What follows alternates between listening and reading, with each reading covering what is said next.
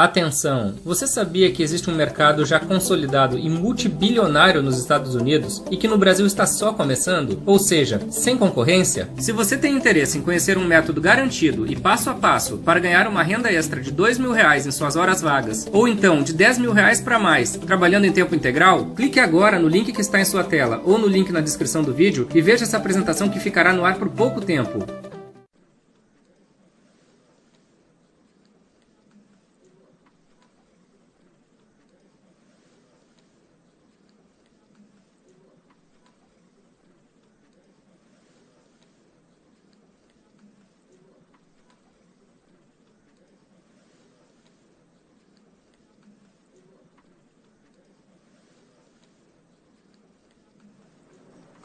Declaro aberta a sessão solene do Tribunal Superior Eleitoral destinada à diplomação do presidente e do vice-presidente da República Federativa do Brasil, eleitos para o mandato de 2019 a 2022.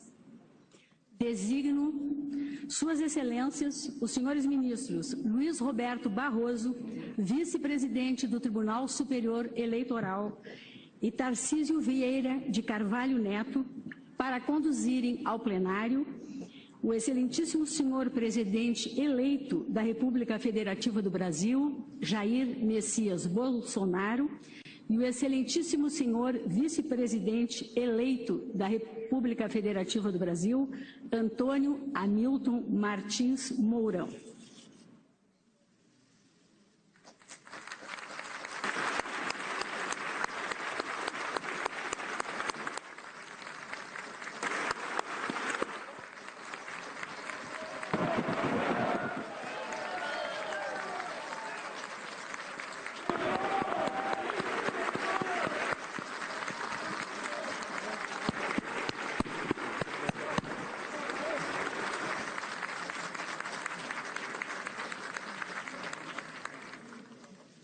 Convido os presentes para, em posição de respeito, celebrarmos o hino nacional executado pela Banda de Música dos Fuzileiros Navais de Brasília, regida pelo suboficial músico Lúcio Pinheiro Morgado.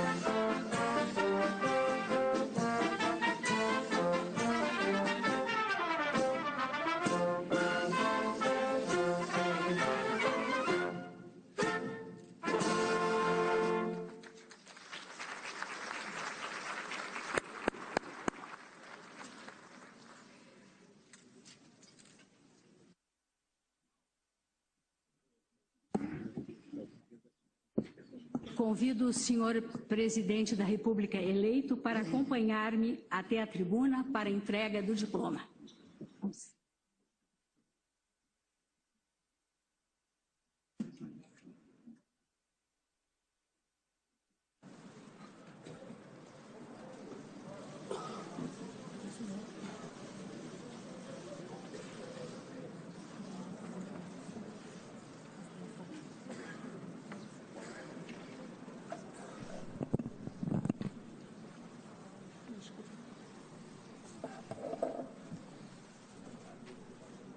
Procedo à leitura do inteiro teor do diploma para conhecimento geral.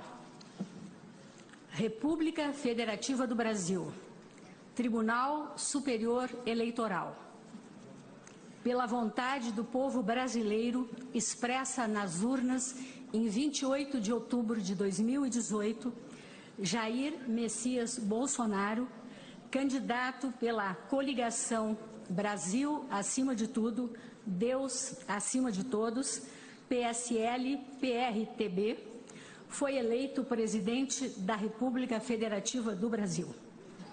Em testemunho deste fato, a Justiça Eleitoral expediu-lhe este diploma, que o habilita à investidura no cargo perante o Congresso Nacional em 1º de janeiro de 2019, nos termos da Constituição. Brasília, 10 de dezembro de 2018, 197º da Independência e 130º da República. Ministra Rosa Weber, presidente. Muito obrigado. É isso aí.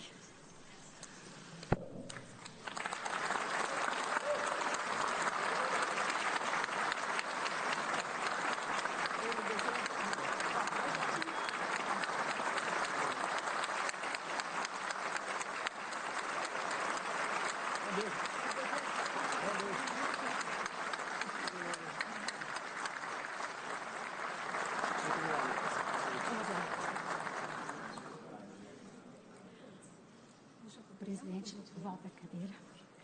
De idêntica forma, convido o excelentíssimo senhor vice-presidente eleito Antônio Hamilton Martins Mourão a dirigir-se a essa tribuna para a entrega do diploma.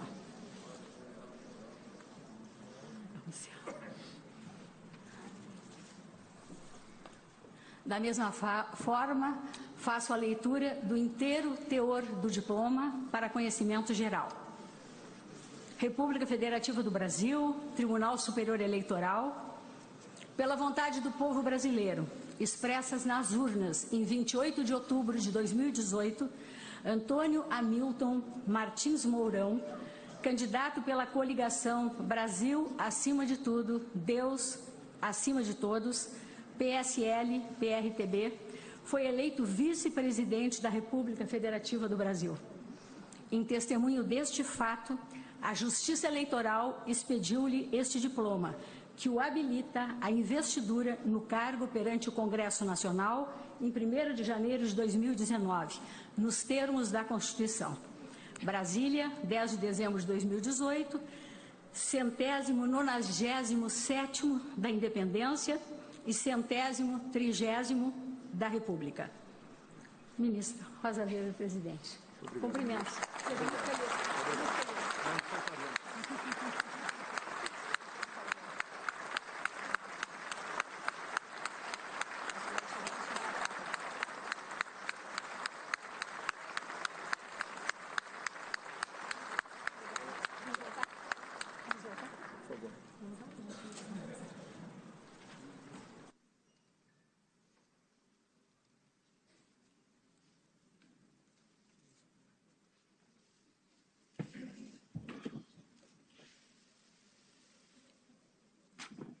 Agora é sua vez. Para lá. Passo a palavra ao excelentíssimo senhor presidente da República eleito, Jair Messias Bolsonaro.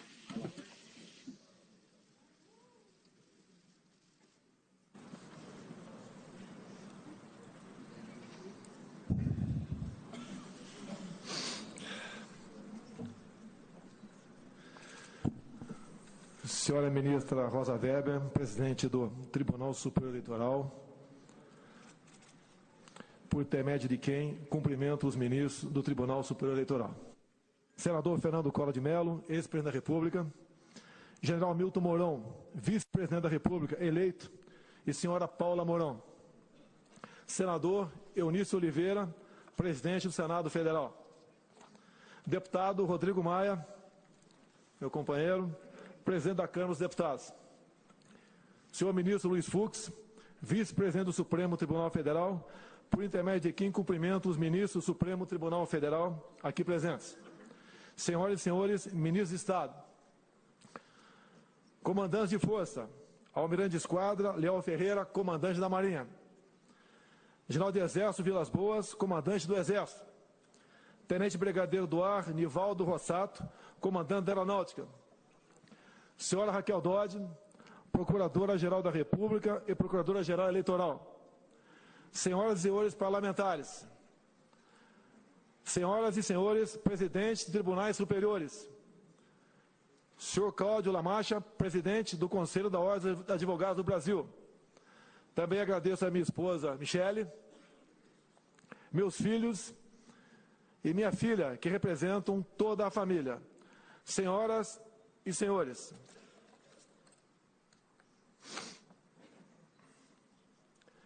em primeiro lugar, eu quero agradecer a Deus por estar vivo e também agradecer a Deus por essa missão à frente do Executivo. Tenho certeza que ao lado dele venceremos os obstáculos. Parabenizo aqui a família da Justiça Eleitoral pelo extraordinário trabalho realizado nas eleições de outubro do corrente ano. A cada um de vocês, integrantes do TSE, dos Tribunais Regionais Eleitorais, das Forças Armadas e do Serviço Exterior Brasileiro, mesários, voluntários e tantos outros cidadãos que participaram das eleições, expresso meu muito obrigado e o meu reconhecimento por essa demonstração de civismo e amor ao Brasil. Hoje, eu e meu contemporâneo, general Hamilton Mourão, recebemos os diplomas que nos habilitam à investidura nos cargos de presidente e vice-presidente da República. Trata-se do reconhecimento de que o povo escolheu seus representantes em eleições livres e justas, como determina a nossa Constituição. Não poderia estar mais honrado com a confiança demonstrada pelo povo brasileiro. Essa vitória não é só minha. O caminho que me trouxe aqui foi longo e nem sempre foi fácil. Durante a minha vida pública, como militar, vereador e deputado federal, sempre me pautei pela defesa dos valores da família, pelos interesses do Brasil e pela soberania nacional. Orientei a plataforma da minha campanha à Presidente da República pela defesa desses valores. A todos aqueles que me apoiaram e que confiaram em minha capacidade de lutar em favor do Brasil, o meu muito obrigado. Agradeço com carinho a minha família, a minha mãe Olinda, ainda viva, com 91 anos de idade, minha esposa Michele, meus filhos Flávio, Carlos, Eduardo, Renan e a minha querida filha Laura. Nada disso teria sido possível sem o amor e o apoio incondicional de vocês. Agradeço também a todos que acreditaram e que estiveram comigo desde o início da minha trajetória, nos momentos felizes, mas, sobretudo, nos momentos difíceis. Essa vitória é de todos nós. Agradeço muito especialmente aos mais de 57 milhões de brasileiros que honraram com seu voto.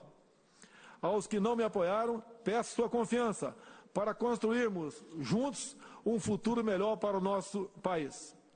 A partir de 1º de janeiro, serei o presidente dos 210 milhões de brasileiros. Governarei em benefício de todos, sem distinção de origem social, raça, sexo, cor, idade ou religião. Com humildade, coragem e perseverança e tendo fé em Deus para iluminar minhas decisões, me dedicarei dia e noite ao objetivo que nos une: a construção de um Brasil próspero, justo, seguro e que ocupe o lugar que lhe cabe entre as grandes nações do mundo. Esse é o nosso norte. Esse é o nosso compromisso. Senhoras e senhores, somos uma das maiores democracias do mundo. 120 milhões de brasileiros compareceram às urnas de forma pacífica e ordeira. Respondemos ao dever cívico do voto e com serenidade e responsabilidade. Nós, brasileiros, devemos nos orgulhar dessa conquista. Em um momento de profundas incertezas, em várias partes do globo, somos um exemplo de que a transformação pelo voto popular é possível. Esse processo é irreversível. Nosso compromisso com a soberania do voto popular é inquebrantável. Senhoras e senhores, os desejos de mudança foram expressos de forma clara nas eleições. A população quer paz e prosperidade, sem abdicar dos valores que caracterizam o povo brasileiro. Nossa gente é trabalhadora, constituída por homens e mulheres, por mães e pais, que criam seus filhos com suor e dedicação, tendo todos a esperança de uma vida digna. Gente que não mede esforços para obter o sustento de seus familiares. Gente que precisa de um governo que garanta condições adequadas para desenvolver seu potencial com liberdade e criatividade. A construção de uma nação mais justa e desenvolvida requer uma ruptura com práticas que historicamente retardaram o nosso progresso. Não mais a corrupção, não mais a violência, não mais as mentiras, não mais manipulação ideológica, não mais submissão do nosso destino a interesses alheios, não mais mediocridade complacente em detrimento do nosso desenvolvimento. Todos conhecemos a pauta histórica de reivindicações da população brasileira: segurança pública e combate ao crime, igualdade de oportunidade com respeito ao mérito e ao esforço individual. Todos sabemos disso, mas ainda não conseguimos oferecer à população o que lhe cabe, por dever do Estado. Sempre no marco da Constituição Federal, nosso dever é transformar esses anseios em realidade. Nossa obrigação é oferecer um Estado eficiente que faça valer a pena os impostos pagos pelo contribuinte. Nossa obrigação é garantir que os brasileiros regressem a seus lares em segurança após um dia de trabalho. Nosso dever é oferecer condições para que o empreendedor crie empregos e gere renda ao trabalhador. Tenho plena consciência dos desafios que se colocam diante de nós.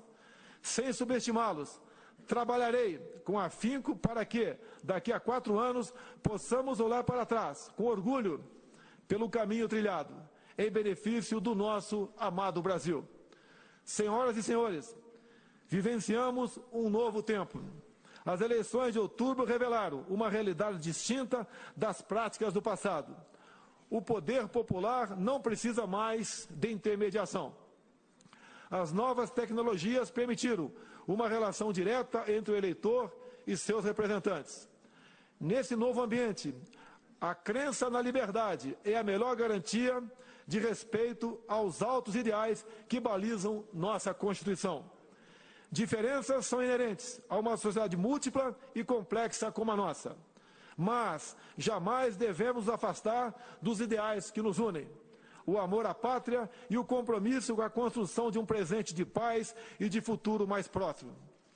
Senhora ministra Rosa Weber, senhores ministros do TSE, senhoras e senhores, que esse trabalho coletivo que garantiu a legitimidade do processo eleitoral seja um exemplo da união em prol do Brasil.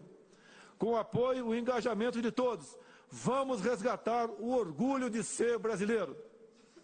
Vamos resgatar o orgulho pelas cores da nossa bandeira e pela força do nosso hino. Porque temos a certeza de que esse país tem como destino a prosperidade e a paz. O Brasil deve estar acima de tudo. Que Deus abençoe o nosso país e a todos nós brasileiros. Meu muito obrigado a todos.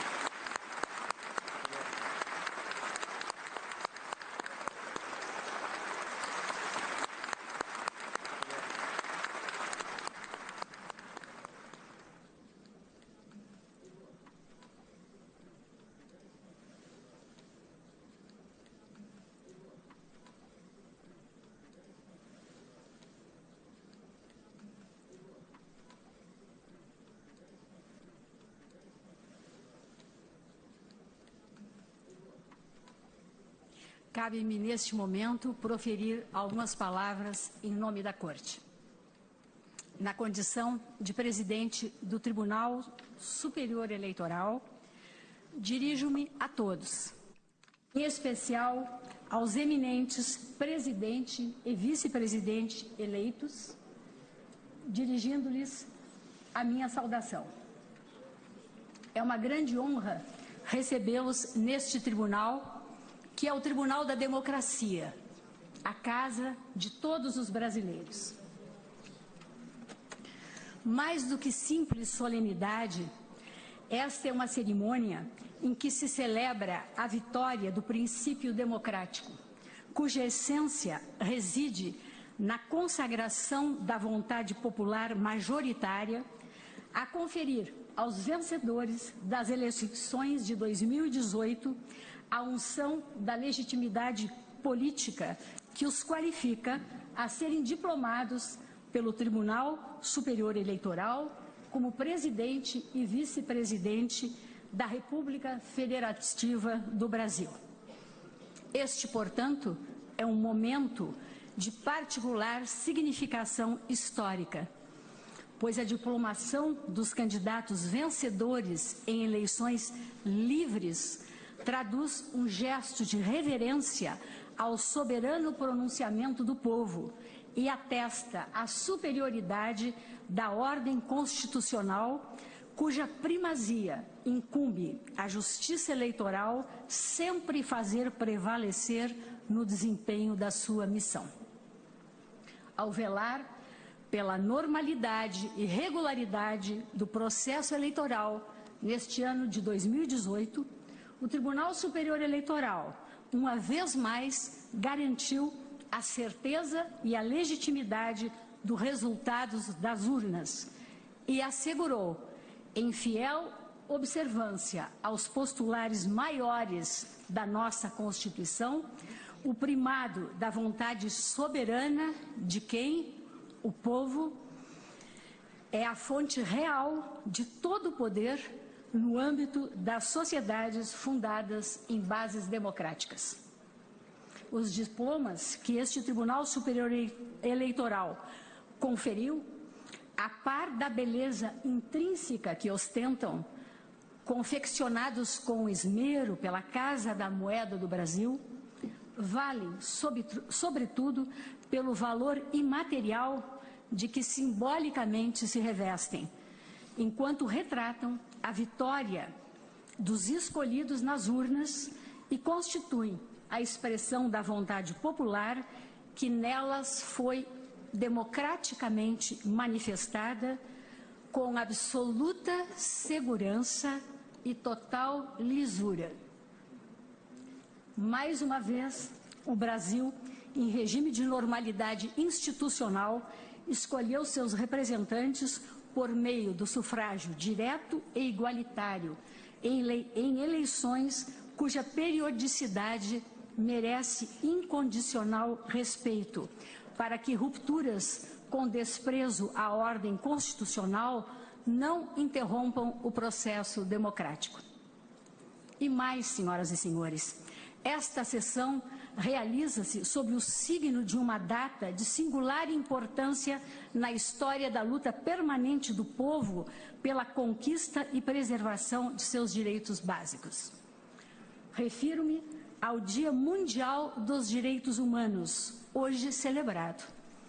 Há exatos 70 anos, precisamente em 10 de dezembro de 1948, a Terceira Assembleia Geral das Nações Unidas, reunida extraordinariamente em Paris, promulgou a Declaração Universal dos Direitos da Pessoa Humana, que o Brasil subscreveu, a proclamar, já em seu preâmbulo, que o reconhecimento da dignidade inerente a todos os membros da família humana e dos seus direitos iguais e inalienáveis constitui o fundamento da liberdade, da justiça e da paz no mundo. Também neste ano de 2018 se comemoram os 70 anos da Declaração Americana dos Direitos e Deveres do Homem, aprovada na 9ª Conferência Internacional Americana, em Bogotá, em abril de 1948. Documento revestido de inexcedível relevo no contexto do sistema interamericano em que nos inserimos, a antecipar de modo significativo, em 8 meses, a consagração em nível global dos direitos humanos no âmbito das Nações Unidas. Nele proclamou-se que todos os seres humanos nascem livres e iguais em dignidade e direitos, sem distinção de raça, língua, crença, origem nacional, orientação sexual, identidade de gênero ou qualquer outra condição. Porque nunca nos esqueçamos, os direitos fundamentais da pessoa humana, além de universais, são essencialmente inexauríveis.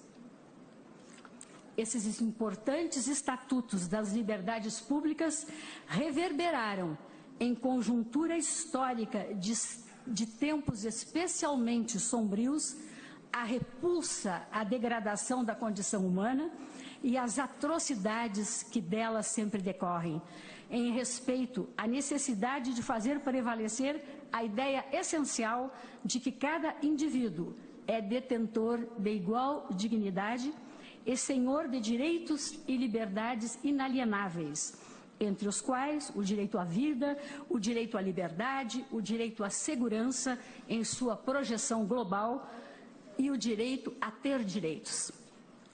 É o que solenemente estampa o artigo 1º da Declaração Universal das Nações Unidas, que hoje, repito, completa 70 anos. Todas as pessoas nascem livres e iguais em dignidades e direitos. São dotadas de razão e consciência e devem agir em relação umas às outras com espírito de fraternidade. E quando o que reconheceu com primazia, em quase nesses mesmos termos, a Declaração Americana de abril do mesmo ano de 1948. Em país de tantas desigualdades como o nosso, senhoras e senhores, refletir sobre as declarações de direitos não constitui mero exercício teórico, mas necessidade inadiável que a todos se impõe, governantes ou governados. Daí o significado ímpar desta data, o Dia Mundial dos Direitos Humanos, e a ênfase que se deve atribuir ao que expressa Também o artigo 2º da Declaração das Nações Unidas. Toda pessoa tem capacidade para gozar os direitos e as liberdades estabelecidos nesta declaração, sem distinção de qualquer espécie, seja de raça, cor, sexo, língua, religião, opinião política ou de outra natureza, origem nacional ou social, riqueza, nascimento ou qualquer outra condição. Nessa linha, enfatizo que a democracia não se resume a escolhas periódicas por voto secreto e livre de governantes. Democracia é também exercício constante de diálogo e de tolerância, de mútua compreensão das diferenças, de sopesamento pacífico de ideias distintas, até mesmo antagônicas, sem que a vontade da maioria, cuja legitimidade não se contesta, busque suprimir ou abafar a opinião dos grupos minoritários, muito menos tolher ou comprometer-lhes os direitos constitucionalmente assegurados. Em uma democracia, senhoras e senhores, maioria e minoria, como protagonistas relevantes do processo decisório, hão de conviver sob a égide dos mecanismos constitucionais destinados à promoção do amplo debate, sem pré-compreensões estabelecidas nos foros políticos e sociais adequados. Mais do que isso, a todos os cidadãos, sem qualquer exclusão, se assegura um núcleo essencial de direitos e garantias que não podem ser transgredidos nem ignorados pelas instâncias de poder, nem pelas instituições da sociedade civil, pelo simples fato de não refletirem, em um dado momento histórico, a vontade dos grupos majoritários. Vale insistir, senhoras e senhores, na asserção de que o princípio democrático, expressão vital de nossa crença inabalável na autoridade da Constituição da República, reside não só na observância incondicional da supremacia da ordem jurídica, mas também no respeito às minorias, em especial aquelas estigmatizadas pela situação de vulnerabilidade em que injustamente se acham expostas. Em uma república democrática, a Constituição e as leis a todos irmanam, nivelam e igualam, como lapidarmente observou João Barbalho, eminente ministro do Supremo Tribunal Federal e integrante do Congresso Constituinte de 1890-1891. Os sistemas de governo constituem, sem dúvida alguma, modelos em permanente evolução. As reformas políticas, por isso mesmo, hão de ser implementadas sempre com o elevado propósito de aperfeiçoamento das instituições da República, jamais com o intento menor de inibir o dissenso ou excluir forças políticas com ideologia diversa. A democracia, não nos esqueçamos, repele a noção autoritária do pensamento único.